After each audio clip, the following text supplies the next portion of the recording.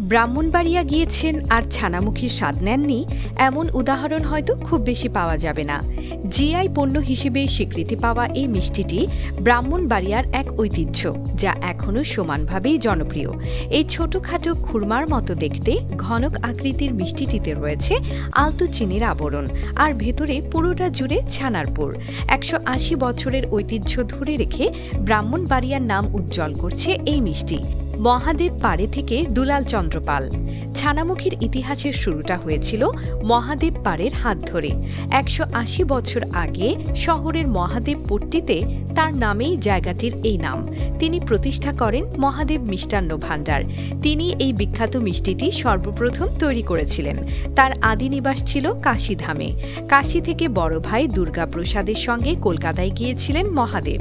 সেখানে ভাইয়ের মিষ্টির দোকানে কাজ করতে করতেই মিষ্টি তৈরিতে হাত পাকান তিনি। ভাইয়ের মৃত্যুর পর মহাদেব নিরুদ্দেশ হন। তিনি ব্রাহ্মণ ছিলেন, সপাক আহার করতেন, ঘর সংসার ছিল না। একসময় কাজের খোঁজে ব্রাহ্মণবাড়িয়া আসেন। সেখানে তিনি আশ্রয় পান শিবরাম মোদকের মিষ্টির দোকানে। মহাদেব আসার পর থেকে এই দোকানের সুনাম দিন দিন বাড়তে থাকে। শিবরামের ছেলে ছিল না, তাই মারা যাওয়ার আগে শিবরাম এই দোকানটি মহাদেবের নামেই লিখে দিয়ে যান। তার মৃত্যুর আগে মহাদেব দোকানটি অর্পণ দিয়ে যান পার্শ্ববর্তী একটি মন্দিরের হাতে। সেই থেকে ৪ প্রজন্ম ধরে চলার পর বর্তমানে এই দোকানটির দায়িত্বে আছেন নারায়ণ মোদক। তিনি সুচারুরূপে চালিয়ে যাচ্ছেন এই ঐতিহ্যবাহী দোকানটি। তার দোকানে ২৫ বছর ধরে কারিগর হিসেবে আছেন গোপাল দাস। তার তত্ত্বাবধানে বর্তমানে তৈরি হচ্ছে মহাদেবের ছানামুখী।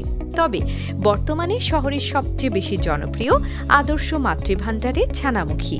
এই দোকানে প্রায় ৫০ বছর ধরে ছানামুখী তৈরি করে চলেছেন দুলাল চন্দ্র পাল। ব্রাহ্মণবাড়িয়া শহরের মধ্যপাড়া এলাকায় দুলাল চন্দ্র পালের বাড়ি। তার বাবা প্রয়াত ধীরেন্দ্র চন্দ্র পাল ছিলেন মিষ্টি ব্যবসায়ী।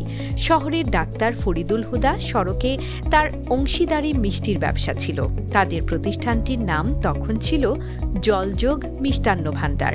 ছোটবেলা থেকেই মিষ্টির কারিগরদের কাজ দেখে দেখে মিষ্টি তৈরির কাজ শিখে নেন দুলাল। ১৯৭৬ সালে তাদের দোকানটি বিক্রি হয়ে যায়। কেনেন রাখাল মোদক নামে এক ব্যবসায়ী। তখন দুলালের বয়স মাত্র ১৪ বছর। লেখাপড়া ভালো না লাগায় ততদিনে পড়া ছেড়েছেন। তিনি দোকানে থাকলেন, ছানামুখী বানাতে থাকলেন।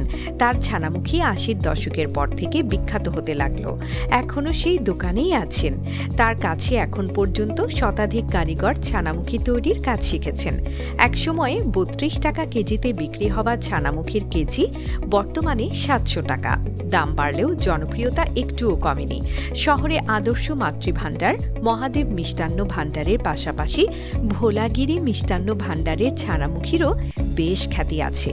যেভাবে বানানো হয় ছানামুখী, ১ কেজি ছানামুখী তৈরি করতে দুধ লাগবে প্রায় ৬ থেকে ৭ লিটার।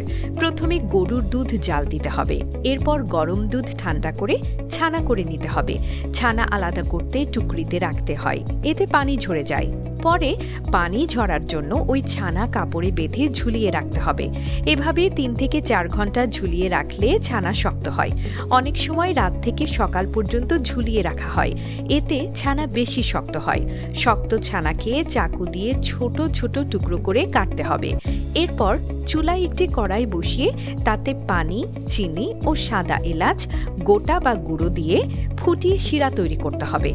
ছানার টুকরোগুলো চিনির শিরায় ছেড়ে নাড়তে হবে। সবশেষে চিনির শিরা থেকে ছানার টুকরোগুলো তুলে একটি বড় পাত্রে রাখতে হবে।